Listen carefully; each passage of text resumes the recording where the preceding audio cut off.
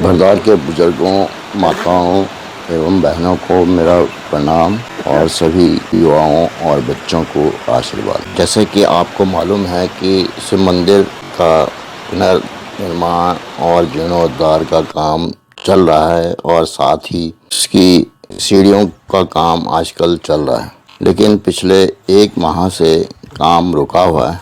आप लोग यह जानना चाहते होंगे कि यह काम रुकने का कारण क्या है और आगे काम किस तरह होगा। इन सब बातों के बारे में मैं आपको बताऊंगा और साथ ही हम लोगों की क्या क्या प्लानिंग है इसके बारे में भी हम आपको जानकारी देंगे। इस मंदिर की पुरानी सीढ़ियाँ काफ़ी ऊंची थी, इसलिए यह निर्णय लिया गया था कि नई सीढ़ियाँ बनाई जाएं और पहले से लगभग 12 फीट आगे सीढ़ियाँ शुरू की जाएं। इसके लिए ये प्लेटफॉर्म बनाया गया और इस प्लेटफॉर्म के लंबाई लगभग 12 फीट के करीब है और इस प्लेटफॉर्म के शुरू में फिर से सीढ़ियाँ बनाई जानी थी, जिनसे कि 3-4 सीढ़ी बना करके प्लेटफॉर्म के ऊपर चढ़ने के लिए बनाया जाना था। साथ ही पानी को रोकने के लिए भी यहाँ पर दीवार बननी थी, क्योंकि जो सिमलता की तरफ से पानी आता है वो दूसरे के खेतों में जाने की संभावना थी, इसलिए वहाँ पर भी दीवार बनाई गई।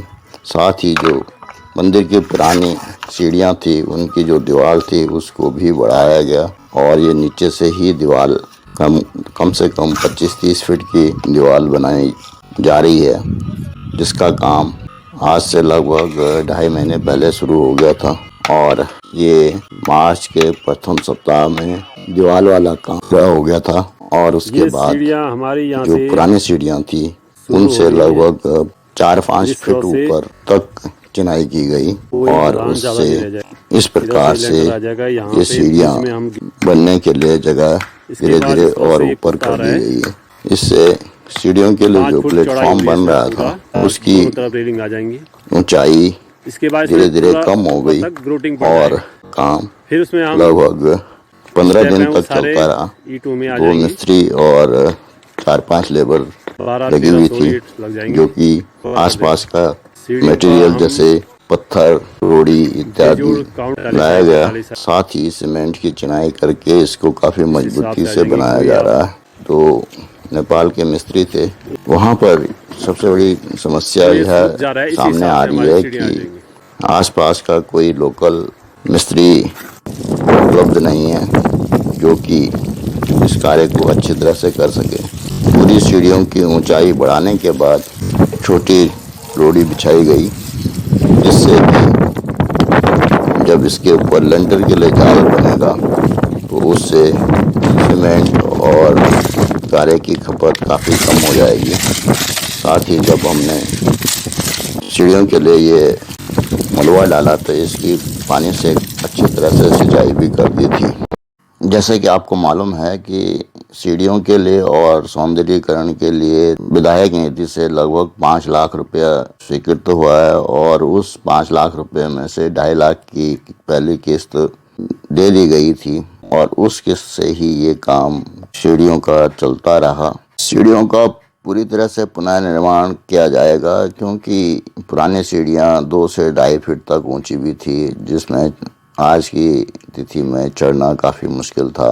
पुरानी सीढ़ियों की लंबाई चौड़ाई भी समांतर नहीं थी, इसलिए इस प्लेटफॉर्म को 5 फीट चौड़ा करके एक जैसी चौड़ाई करने की कोशिश की गई है। शुरू में प्लेटफॉर्म लगभग 8 फीट चौड़ा है, जहाँ पर समानांतर प्लेटफॉर्म चल रहा है। उसके बाद जैसे ही 12 फीट के करीब सीढ़ियाँ बनेंगी, के बाद वो 5 फीट की चौड़ाई की होंगी और इस तरह से ये प्लेटफॉर्म काफ़ी मजबूती से बना है और इसके ऊपर हमने पूरी रोड़ी वगैरह बिछा करके बाद में जब प्लेटफॉर्म के लिए जो लेंटर पड़ा है उस लेंटर के लिए यहाँ पर बारीक रोड़ी डाली गई। रोड़ी डाल करके इसके लेवल काफ़ी हद तक समानांतर किया गया, जिससे कि मटेरियल की खपत कम होगी।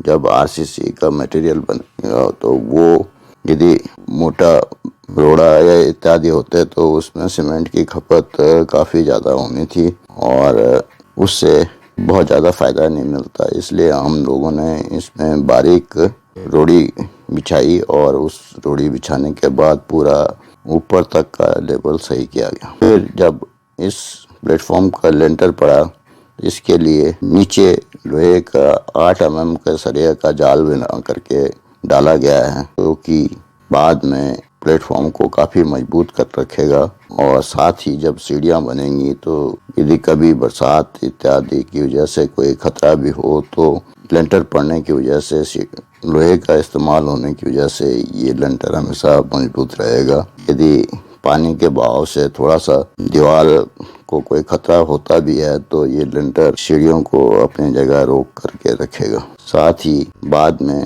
मार्च के प्रथम सप्ताह तक इसमें पिलर भी डाल दिए गए और जो मंदिर के साथ समलता की तरफ से गधेरा आता है, उस गधेरे को भी सही कर दिया गया। दोनों तरफ से दीवार रखी गई है। इस दीवार को काफ़ी मजबूती से रखा गया है और गधेरे के लिए जगह भी काफ़ी छोड़ दी गई है। साथ ही मंदिर के साथ काफ़ी जगह बची हुई थी, उस जगह को दीवार के साथ मिट्टी भर करके इसमें आने वाले समय में कुछ पेड़ पौधे लगा दिए जाएंगे, जैसे कि बेल पत्र का पेड़ या और अन्य पेड़ भी लगाए जाएंगे, जो कि पूजा अर्चना के लिए भी इस्तेमाल किए जा सकते हैं। यह काम 10-12 मार्च तक हो गया था, लेकिन उसके बाद लगातार बारिश होने की वजह से और नेपाली मिस्त्री चले जाने के कारण यह काम अब रुका हुआ है। वैसे तो पत्थर और दीवार का काम लगभग पूरा हो गया है, थोड़ा सा काम बचा हुआ था, लेकिन बारिश की वजह से वो कंप्लीट नहीं हो पाया। साथ ही उस दौरान मंदिर के मुख्य द्वार के लिए पिलर भी डाल दिए गए हैं। ये 8 फीट के पिलर हैं और उसके बाद इन प्लेटफॉर्म पर अलग अलग 12-14 पिलर पड़ेंगे, जो कि सीढ़ियों के लिए रेलिंग को सपोर्ट देंगे। उन पिलर के ऊपर से पुराने वाले जो पाइप है वो लगा दी जाएगी और साथ ही उन पे रेलिंग भी लगा दी जाएगी। रेलिंग के लिए तिलवाड़ा से पिछले सप्ताह रावत जी को बुलाया गया था और उन्होंने पूरा नाप ले लिया है, लेकिन इस दौरान समिति से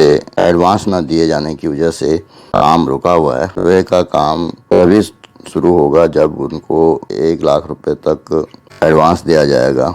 एडवांस के लिए विधायक निधि का जो फंड था उसमें अब पहली किस्त का 2.5 लाख खत्म हो चुका है। हमने दूसरी किस्त का 1 लाख रुपए रिलीज करने के लिए वीडियो को कहा है। आशा है कि 1 आध सप्ताह में वो रिलीज हो जाएगा। यद्यपि समिति के खाते में पैसा है, लेकिन समिति के जो कार्यकर्ता हैं, जो सिग्नेटरीज हैं, वो कई बार उपलब्ध न होने की वजह से फंड की निकासी में थोड़ा सा दिक्कतें आ रही हैं। इसकी वजह से वीडियो में मुझे यही जानकारी देनी थी। आशा है कि आपके मन में जो सवाल उठ रहा होगा कि इस मंदिर का काम क्यों रुका हुआ है, उसके बारे में विस्तृत जानकारी प्राप्त हो गई होगी और हम शीघ्र ही उम्मीद रखते हैं कि अगले सप्ताह से फिर से काम शुरू हो जाएगा, क्योंकि अभी बिहार और उधर नेपाल के मिस्त्री अपने गांव भी चले जाते हैं, जिसकी वजह से वहां पर मिस्त्री आसानी से उपलब्ध नहीं हो रहे हैं। लेकिन श्री दिनेश बागड़ी और विजयपाल नेगी लगातार कोशिश कर रहे हैं कि बिहार की अच्छी लेबर व मिस्त्री लेकर के सीढ़ियों का काम अब शुरू कर दिया जाए और उम्मीद है कि अगले सप्ताह से काम शुरू हो जाएगा। इसी दौरान लोहे की रेलिंग इत्यादि भी मिल जाएंगी, तो सीढ़ियों की रेलिंग भी साथ साथ लगेगी। इस वीडियो में दी गई जानकारी यदि आपको पसंद आई तो इसको लाइक करें और साथ ही इस वीडियो को अधिक से अधिक लोगों को शेयर करें, जिससे कि बिरदार के सभी भक्तों को की जानकारी मिल जाए और अगली कार्रवाई के लिए हम अगली जानकारी के लिए फिर से वीडियो शीघ्र ले आएंगे। इस वीडियो को अंत तक देखने के लिए धन्यवाद। हर हर महादेव, हर हर महादेव, हर हर महादेव। जय भोलेनाथ, जय भोलेनाथ, जय भोलेनाथ।